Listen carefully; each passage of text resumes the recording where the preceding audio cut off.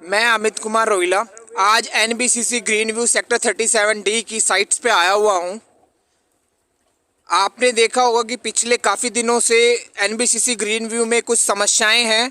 कभी गार्ड्स को सैलरी नहीं दी जाती, कभी हाउसकीपिंग वालों को और जितने मेंटेनेंस स्टाफ को है सैलरी टाइम पे नहीं दी जाती। तो आज इन लोगों ने एक एनबीसीसी के भ्रष्टाचार अधिकारियों के खिलाफ कुछ बात बोलने का फैसला किया है। तो ये सभी सारे यहाँ पे खड़े हुए हैं और ये अपनी बात रखना चाहते हैं। ये अपने पिछले 2 महीने से इनको सैलरी नहीं दी जाती और सैलरी ना देने के चक्कर में एनबीसीसी के भ्रष्ट करप्टेड बंदों ने इन सोसाइटियों को पुअर कंस्ट्रक्शन क्वालिटी करते हुए नोटिस दे रखे हैं और उस नोटिस को सरवाइव करते हुए यहाँ के रेजिडेंट्सों को भी बहुत बड़ी प्रॉब्लमों का सामना करना पड़ रहा है, जिसकी वजह से आज कुछ लोग सिक्योरिटी गार्डों ने कुछ हड़ताल की हुई है। उसका मैं वीडियो बनाने जा रहा हूं और ये अपनी बात रखेंगे ताकि ये सारी बातें एनबीसीसी के उच्च अधिकारियों तक पहुंच सकें। लोग हैं जो कि पिछले 2 महीने से 3 महीने से यहाँ पे सैलरीज के लिए दिन रात मेहनत करते हैं, बट मेहनत करने के बावजूद भी इनको टाइम पे सैलरी नहीं दी जाती। तो आज ये अपना मेहनताना हक लेने के लिए यहाँ पे खड़े हुए हैं। ये मेवा सिंह फौजी जी हैं और जो कि अपने परिवार का पालन पोषण कर रहे हैं और यहाँ पे रात को ड्यूटी करते हैं, कभी दिन में ड्यूटी करते हैं, 3-3 शिफ्ट में ड्यूटी करते हैं और फिर भी इतनी मेहनत की ड्यूटी करने के बावजूद इनको सैलरी नहीं दी जाए। अब ये अपना पक्ष रखेंगे इन सबके की तरफ से। हम ये बता रहे हैं 8 महीने हो गए बीएसएस की सिक्योरिटी चढ़े हुए। हाँ जी। 8 महीने में इन्होंने 3 बार एनबीसीसी ने पेमेंट करी है और 5 महीने की पेमेंट बीएसएस सिक्योरिटी की अभी भी बैलेंस है।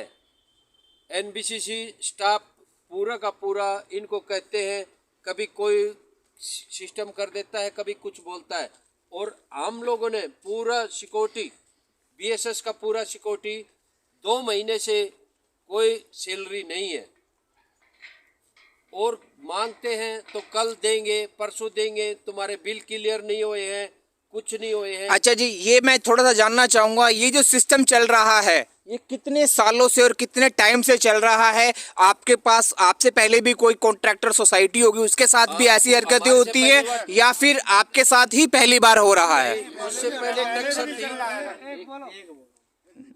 उससे पहले ये दूसरी सिक्योरिटी थी, उसकी वो भी 3 महीने ही ड्यूटी करी और 3 महीने ड्यूटी करने के बाद उनका भी पेमेंट नहीं हुआ, वो भी अपनी कॉन्ट्रैक्ट तोड़ के वो चली गई। आपके पास भी इस कॉन्ट्रैक्ट था, उन कॉन्ट्रैक्ट कंपनियों के नाम ले सकते हैं, बता सकते हैं अगर आपके संज्ञान में है? और यहाँ पे कौन कौन अधिकारी हैं जो एनबीसीसी के आपको पेमेंट देने के लिए तैयार हो सकते हैं? कुछ गार्ड है हमारे अंदर में पुराने हैं, तो वो बता रहे थे कि नहीं मिली। अभी भी कुछ ने कोर्ट केस कर रखा है, लेबर कोर्ट केस कर रखा है, लेकिन तो अभी भी उनकी कोई वो नहीं हुई है। सर मैं ये जानना चाहता हूँ, उन कंपनियों का नाम आप ले सकते हैं ताकि हम अगर इस केस में उनकी चीज़ों को भी सपोर्टिंग मिल पाए, तो आप बता सकते हैं उनका नाम? कोई भी गार्ड लोग बता सकता है? इसको पता है टस्कर एक कंपनी है जी। टस्कर्स को पहले कॉन्ट्रैक्ट सिक्योरिटी गार्ड का, इससे पहले जो कॉन्ट्रैक्ट था वो सिक्योरिटी गार्ड का टस्कर के पास था। टस्कर के साथ भी यही हरकतें हुई जिसकी वजह से वो छोड़ के चली गई।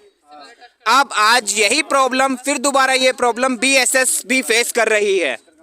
ओके ठीक है। मैं उससे पहले टस्कर से पहले भी कोई कंपनी थी, उसका नाम आपको पता हो? प्रिंस उससे पहले। अच्छा इसको बताओ, गोपाल को बताओ सारा।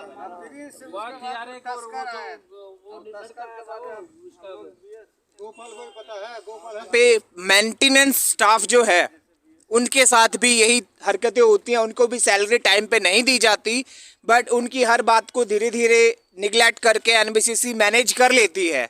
बट मैं अब ये जानना चाहता हूँ कि अब आप लोगों का क्या एक्शन है? आपको सैलरीज टाइम पे मिलेगी या नहीं मिलेगी और आपकी जो कंपनी है वो क्या कहना चाहती है? अभी तक ना तो एनबीसीसी का कोई अधिकारी आया है और ना ही बीएसएस का कोई अधिकारी आया था कि हमें आश्वासन दे कि भाई आपकी इतने टाइम में सैलरी पड़ जाएगी और जब हम स्ट्राइक खत्म करेंगे, कि जब हमारी इसकी नवंबर की 11वें महीने की तनख्वाह हमारे अकाउंट के अंदर हो जाएगी तो हम और अगली के लिए दिसंबर के लिए हमें टाइम दिया जाए, कितने टाइम में पड़ जाएगी?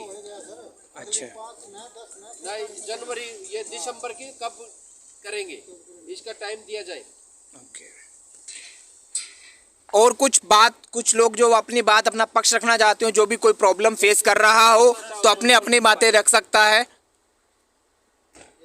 सिर्फ एक सैलरीज को लेके इश्यू है या कुछ और भी लेके इश्यूज है? मैनेजमेंट को लेके भी कुछ इश्यूज है?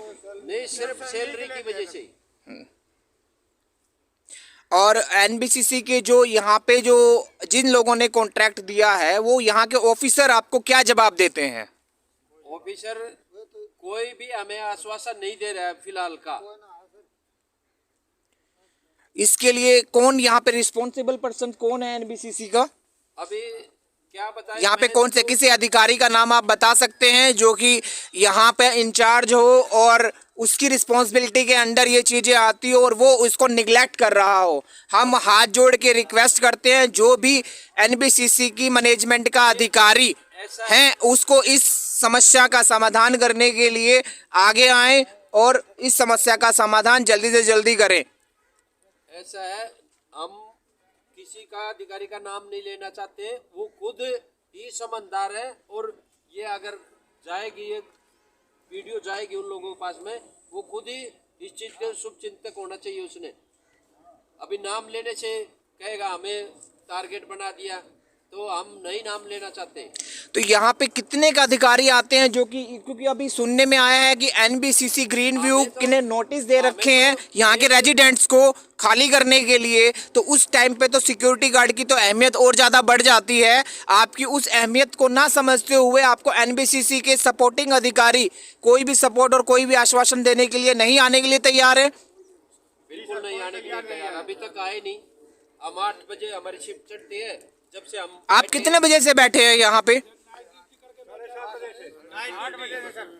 तो इसमें नाइट वाले कुछ देर वाले तक नहीं आया ना, एनबीसीसी का एक अधिकारी भी आप लोगों से बात करने के लिए यहाँ पे नहीं पहुंचा है? उसको आज शाम तक कोई एनबीसीसी का अधिकारी आके आपको आश्वासन करता है या मिलता है, तो उसके बाद आप क्या करना चाहेंगे? अगले टाइम तक जब तक हम धरना जारी रखेंगे, जब तक हमारी इसकी नवंबर की सैलरी नहीं आ जाए और इसका दिसंबर का हमें टाइम निश्चित नहीं मिलेगा। जब तक कंपनी के अधिकारी, हमने उनसे बात किया है, अभी तक हमारा 5 महीने का पेमेंट बाकी है एनबीसीसी के अंडर में। अच्छा, पिछले 5 महीने से एनबीसीसी ने आपके बीएसएस कॉन्ट्रैक्टर को कोई पैसा नहीं रिलीज किया है, जिसकी वजह से ये समस्या उत्पन्न हुई है। और इस समस्या के समाधान के लिए ना ही तो कोई एनबीसीसी अधिकारी आगे आ रहा है और ना ही आपको यहाँ के रेजिडेंट्स है वो सपोर्ट कर पा रहे हैं। तो मैं सभी से हाथ जोड़ के निवेदन करता हूँ कि एनबीसीसी ने आज एक पेपर में न्यूज़ छपी है कि 28 दिन बाद सभी को रिफंड देने जा रही है एनबीसीसी यहाँ के रेजिडेंट्स को। लेकिन मुझे नहीं लगता कि एक छोटे सा जो लोग अधिकारी अपना काम करते हैं, जो 8-8, 10-10 हज़ार रुपये 12-12 घंटे ड्यूटी करने के बाद उनको सैलरी देने में भी इतनी प्रॉब्लम हो रही है एनबीसीसी को, तो रिफंड देना तो एक बहुत बड़ा टास्क होगा कि उन बंदों को कैसे पेमेंट दी जाएगी, ये भी एक बहुत बड़ा क्वेश्चन है। उस क्वेश्चंस को संज्ञान में रखते हुए रेजिडेंट्स को इन सिक्योरिटी गार्डों की सपोर्ट के लिए आगे आना चाहिए और आके सपोर्टिंग करनी चाहिए। धन्यवाद।